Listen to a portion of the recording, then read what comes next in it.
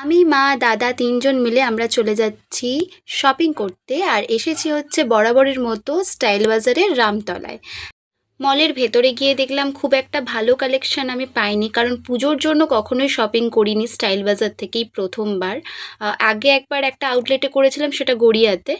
But এইটা রামতলায় যেহেতু কাছে হয়ে গেছে সেই জন্য এখান থেকেই করি। বাট পুজোর জন্য এই ফার্স্ট টাইম শপিং করতে এসেছি, বাট খুব একটা কালেকশন আমি দেখতে পেলাম না। মানে পুজোর জন্য খুব একটা ভালো কালেকশন ওঠেনি, আমার ভালো লাগেনি। তারপরে কি নিয়েছি না নিয়েছি সেটা অবশ্যই তোমাদের সাথে শেয়ার করব পরের ব্লগে। তো মা এখানে মায়ের জন্য কুর্তি দেখছিল।